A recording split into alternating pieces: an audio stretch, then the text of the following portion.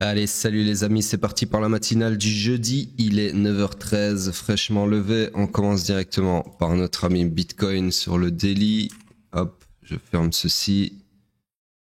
Donc, toujours pareil, toujours dans une structure swing haussière, structure interne baissière, order flow baissier. Nous sommes donc toujours dans le iron final du swing pullback. Donc on cherche des shorts, mais toujours dans cette structure morte, puisqu'il n'y a absolument rien à short dans ce price action. Sur ce, de toute façon, regardez, on fait rien de spécial depuis plusieurs jours. Enfin, en tout cas, on est toujours dans un genre de triangle de liquidité ici. En attente, je présume, du discours de Trump aujourd'hui. Je pense que c'est aujourd'hui, ouais. Donc je pense qu'aujourd'hui, on va avoir de la volatilité, en tout cas le retour de la volatilité. Sur les cryptos, alors le H4, donc toujours dans ce range haussier qui est fully aligned à la hausse au final, d'accord, puisque pour ceux qui viennent de nous rejoindre, l'order flow, la structure interne et le swing sont toujours tous les trois haussiers. Donc on cherche des longs, uniquement des longs. Hier, je vous avais tracé ce scénario intermédiaire qui au final a été invalidé puisque on n'a pas respecté le POI sur lequel on devait rebondir, d'accord. Et du coup, on est de retour dans le POI du dessous pour une deuxième mitigation qui suit la première ici, d'accord. Donc voilà, pour le moment, on peut pas dire que ce soit très joli. C'est une dégringolade, mais sans vraiment de momentum. Donc à voir. Dans quelques heures, on va avoir le discours de Trump dans cette plage horaire, je pense. Si je me souviens bien, c'est à 11h, donc c'est exactement ici. Donc discours de Trump, ça serait ici, 11h, d'accord. Donc là, il est quelle heure aux States? Il est 3h, donc dans 7 heures. Plus, parce que j'en compte 8 heures, d'accord. Dans 8 heures, je pense qu'on va être fixé si la volatilité n'en revient pas d'ici là. Donc voilà, à voir, ok. Donc pour le moment, on cherche toujours des longs, mais il n'y a plus rien à long. Et là, on est clairement ici dans un genre de triangle de liquidité qu'on voit bien mieux que sur le daily où je l'ai déjà mentionné. Alors, on passe sur le M15. M15, qu'est-ce qu'il nous a fait? Rien de spécial. Toujours dans le même, toujours dans le même range que j'agrandis comme ceci. Hop. Du coup, en termes de structure interne, laissez-moi regarder, toujours pareil, toujours dans la structure interne baissière, ici présente. L'order flow baissier, donc nous sommes dans le iron final du swing pullback, comme sur le daily, si je me souviens bien. Le POI ici, il a fonctionné dans une certaine mesure, puisque ici, lors de la première mitigation, on a eu clairement de quoi prendre un long là-dedans, d'accord? Mais ensuite, il a été invalidé ici, ok. Donc, je récupère ce POI, s'il veut bien venir avec moi, voilà. Et je disais, on cherche des shorts pour continuer d'exploiter ce iron final du swing pullback. Et le seul POI à short que je vois le plus proche du price action, c'est celui-ci. Donc là, éventuellement, chercher un short comme ceci, d'accord? Voilà donc pour le M15 et Bitcoin. On passe sur le pétrole en daily. Hop. C'est moi juste cacher ceci. Hop. Donc pétrole toujours pareil, au point mort. Donc toujours dans le swing pullback, on cherche toujours des shorts sur ce POI selon ce scénario tracé ici en bleu. Donc voilà, pour le moment rien de plus à dire. On passe sur le H4. Sur le H4 toujours dans un range haussier. Structure interne, alors laissez-moi regarder, ouais, elle est baissière ici, d'accord, ça n'a pas changé puisqu'on n'a toujours pas clôturé sous le week low ici, quoique, laissez-moi zoomer ça.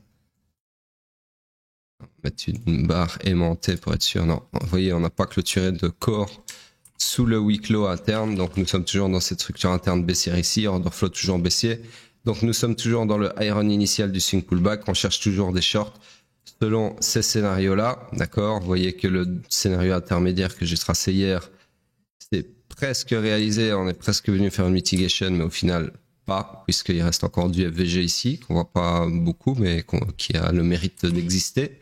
Donc voilà, pas d'autres POI qui se soient confirmés entre-temps. Donc on est toujours sur un de ces deux scénarios-là, d'accord?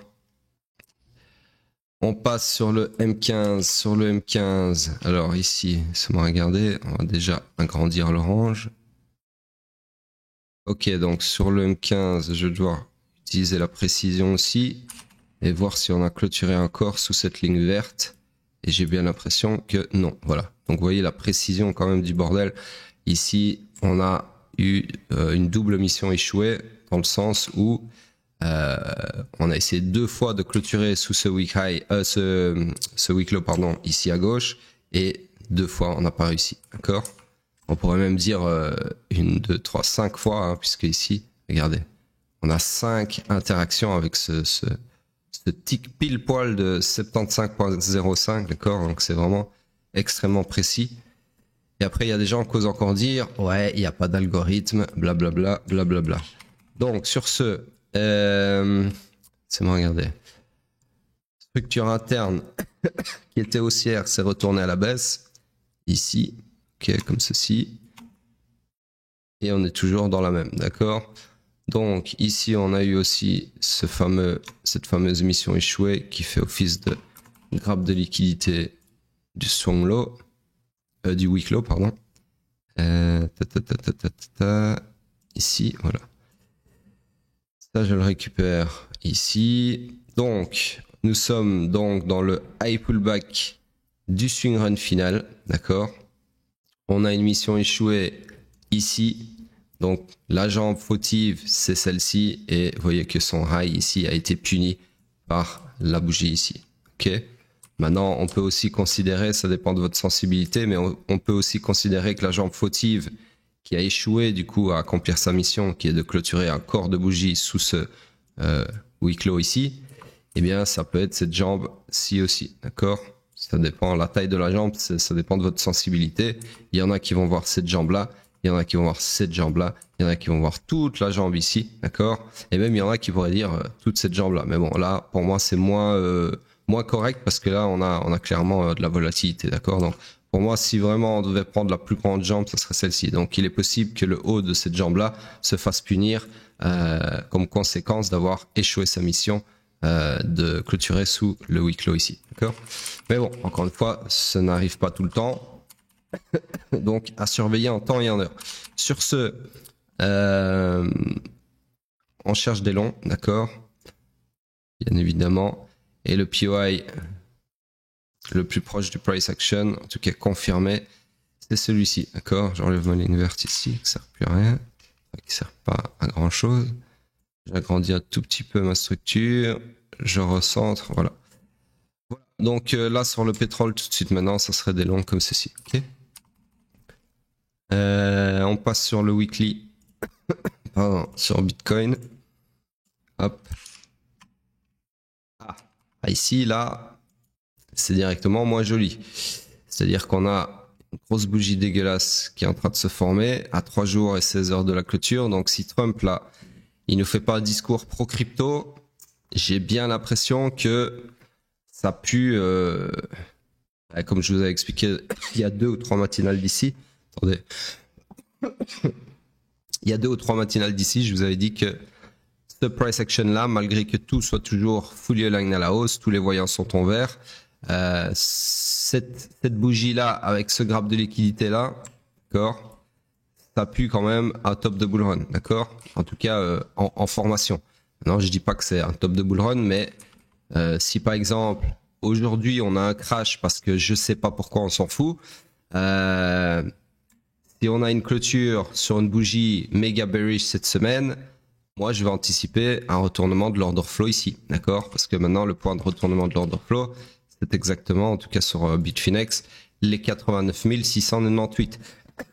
Et à partir du moment où ils sont cassés, pour moi, ça signe le top du bull run. Après, on aura encore une chance, entre guillemets, d'attendre la clôture pour voir si, comme les 2 fois précédentes, c'était des chocs sur mèche, d'accord? Et dans ce cas-là, on pourra se dire, ouais, si par exemple ici on fait un choc sur mèche, d'accord, avec donc un choc avec une mèche comme ceci, c'est encore potentiellement un faux choc pour alimenter, donc une prise de liquidité à comprendre, pour alimenter un mouvement contraire. Mais honnêtement, j'en douterais.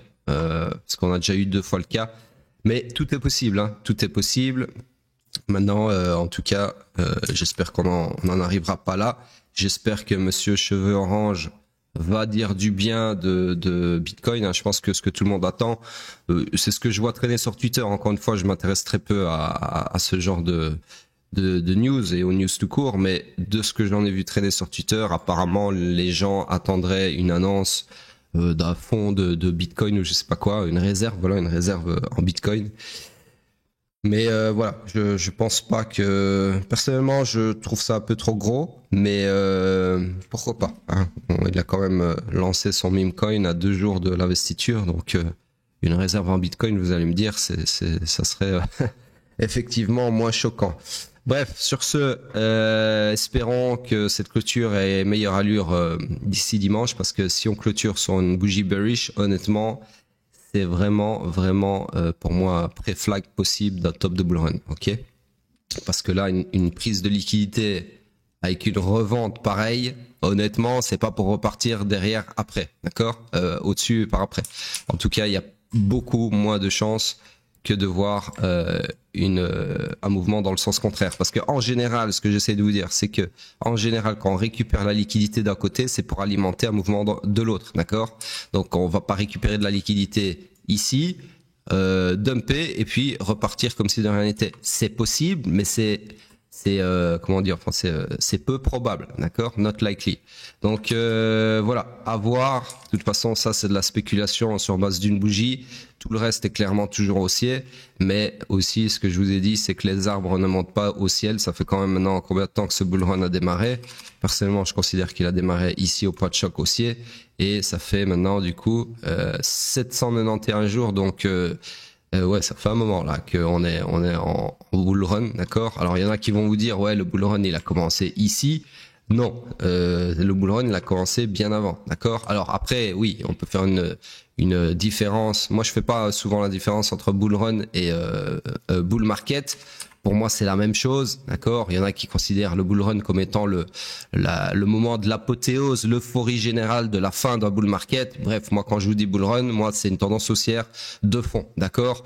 Donc, en gros, quand le weekly est en tendance haussière claire. Donc, pour moi, ça, c'est un bull run, ok? Maintenant, il y en a qui vont vous dire, ouais, le bull run, c'était juste ça. Et même si c'était juste ça, ça fait quand même combien de temps? Ça fait, ça m'a regardé, quand on part du bottom. Ouais, ça fait quand même 168 jours. Donc voilà, hein, les arbres ne montent pas au ciel, c'est ça que j'essaie de vous dire. Mais de toute façon, au final, personne ne le sait. Quand le bull run finira, il faut regarder en temps et en heure, d'accord? Mais en tout cas là, il y a un pré-red flag, je vais appeler ça comme ça, en la personne de ce liquidity grab ici. Bref, sur ce, on va regarder vite fait la dominance, mais à mon avis, toujours rien. À mon avis, elle bougera pas tant que Bitcoin et le reste ne bouge pas non plus, plus violemment que ça. Donc là, on est toujours dans cette fameuse oscillation. C'est pas vraiment un range, mais bon, oscillation 57-58%, on va dire ça comme ça. Donc voilà, espérons qu'il y ait un déclic cette semaine. Hein. Si pas aujourd'hui, demain, mais je pense vraiment qu'aujourd'hui ça va bouger. Hein. J'ai beau regarder là. Alors sur le daily, vous voyez. Donc, pour faire suite à ce que je vous ai dit sur le weekly, on a la même chose. Donc ici, on a la même chose forcément.